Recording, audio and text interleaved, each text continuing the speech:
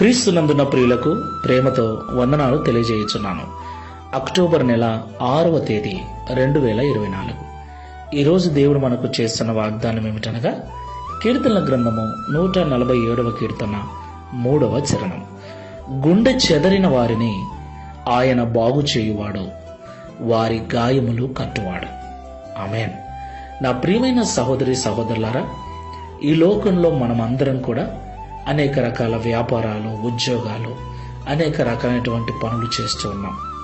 కొన్నిసార్లు మనకు తెలిసిన వ్యక్తులతో కలిసి, మరికొన్నిసార్లు మనకు వారు ఏమో తెలియకపోయినా జీవనోపాధి నిమిత్తమై వారితో కలిసి ప్రయాణించవలసి వస్తుంది, పని చేయవలసి వస్తుంది.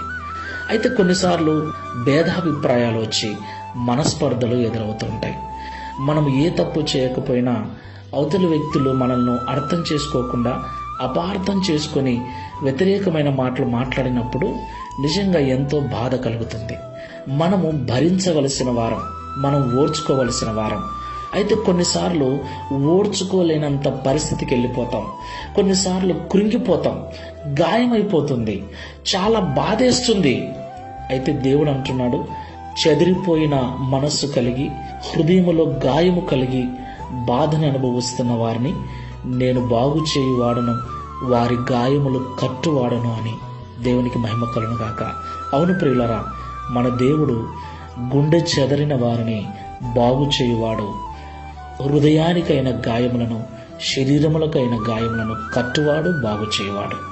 కాబట్టి నిందలలో, అవమానములలో, బాధలలో, కష్టాలలో కృంగిపోయిన స్థితిలో ఉన్నవారు ఈ వాక్యమును వింటూ ఉంటే దేవుడు చూస్తున్నాడు, ఖచ్చితంగా నెమ్మదిపరుస్తాడన్న విశ్వాసంతో ప్రార్థనాపూర్వకంగా ముందుకు వెళ్ళండి.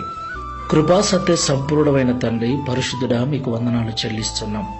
అవును తండ్రి, కొన్నిసార్లు మా తప్పు ఏమీ లేకపోయినా, మేము ఏమీ అనకపోయినా, మేము చేసింది మంచి అయినప్పటికీ వ్యతిరేకమైన మాటలను, వ్యతిరేకమైన నిందలను, అవమానాలను భరించవలసి వస్తుంది.